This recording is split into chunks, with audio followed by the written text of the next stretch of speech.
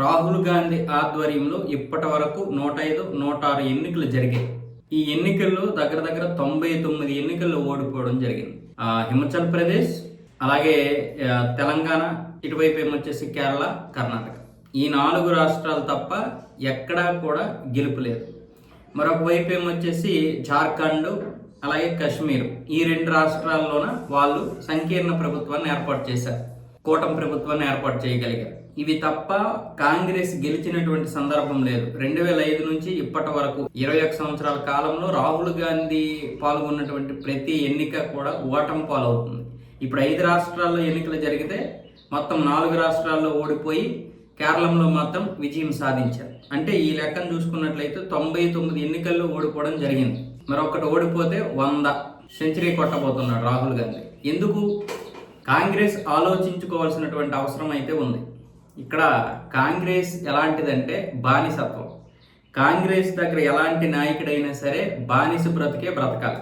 అంతెందుకు, కాంగ్రెస్ అధ్యక్షుడైనటువంటి ఖర్గే కూడా అక్కడ ఉన్నటువంటి కుక్కలకి భయపడాలి. రాహుల్ గాంధీ పెంచుకుంటున్నటువంటి కుక్కలకు కూడా భయపడాలి. ఎక్కడ ఉందంటే ఢిల్లీలో ఉంది ఆ పరిస్థితి. అంతెందుకు, రాహుల్ గాంధీ ఢిల్లీ వచ్చినా, లేదంటే ఇక్కడ మన హైదరాబాద్ వచ్చినా, బెంగళూరు వచ్చినా, ఎక్కడికి వెళ్ళినా సరే వీళ్ళందరూ పరిగెట్టి మరీ వెళ్ళాలి, బానిసల్లాగా వెళ్ళాలి. వాళ్ళు సీఎంలా, మంత్రులా, ఎవరో అనవసరం. బానిస బ్రతుకుకి ఒక కేర్ ఆఫ్ అడ్రస్ కాంగ్రెస్. అది మారకపోవడం ఒక విధంగా మంచిదే మనకి. ఎందుకు అంటే మనం హ్యాపీగా ఉంటాం, బీజేపీ గెలుస్తూ ఉంటుంది. రాహుల్ గాంధీ ఉన్నంత వరకు బీజేపీ విజయానికి ఢోకా లేదు.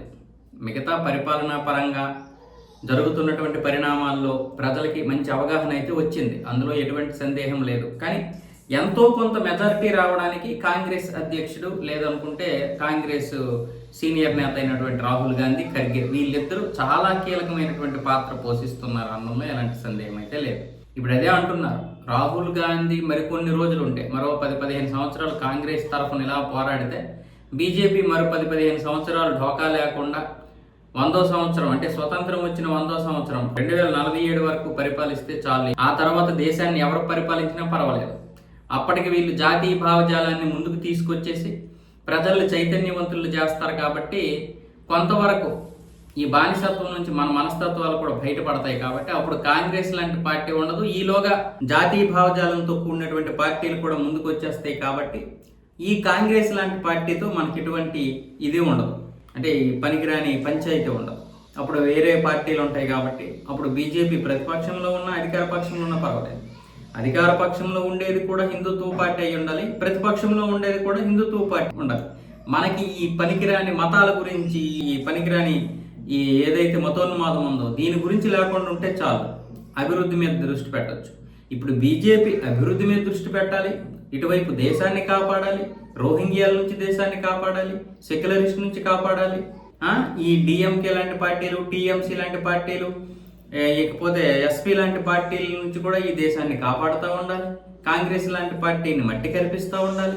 దేశ రాజకీయాల్లో జాతీయ భావజాలాన్ని పెంపొందిస్తూ ఉండాలి. ఇన్నింటి మధ్య పోరాడుతూ అభివృద్ధిని కొనసాగించాలి. ఇది సామాన్యమైన విషయం.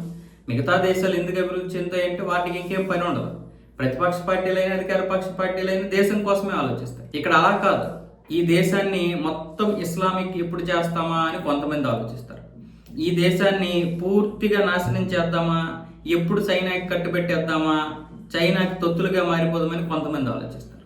అమెరికా లాంటి దేశానికి ఎప్పుడు అమ్ముడుపోదామా అని కొంతమంది ఆలోచిస్తారు. పాకిస్తాన్ని, బంగ్లాదేశ్ని ఎప్పుడు పెంచి పోషిస్తామా, ఆ 2 దేశాలను కూడా ఈ దేశంలో కలిపేసి మొత్తం ఇస్లామిక్ దేశంగా మార్చేద్దామని మరికొంతమంది ప్రయత్నాలు చేస్తారు. ఆర్థికంగా దోపిడీ చేస్తారు, శారీరక దోపిడీలు చేస్తారు, మానసిక దోపిడీలు చేస్తారు, మత మార్పిడులు చేస్తారు. 1-2 అన్నిటి మధ్య మనం ఎలాగ అభివృద్ధి సాధిస్తాం? ప్రతి ఒక్కడూ అభివృద్ధి గురించి మాట్లాడతాడు. జరుగుతున్న పరిణామాలు ఎవరికీ తెలియదు. లవ్ జిహాదీ ఒక్క కేరళలో 36,000 మంది అమ్మాయిలు కనిపించట్లేదురా అంటే ఒక్కడో స్పందించడం. మనకి ఏ విధంగా మనం ఈ సమస్యలని బయటికి తీసుకురావాలి? ఇన్ని సమస్యలు ఉన్నాయి. ఈ సమస్యల నుంచి బయటపడుతూ మళ్ళీ బీజేపీ సెక్యులరిస్ట్ పార్టీగా ఉండాలి, అభివృద్ధి చేస్తూ ఉండాలి.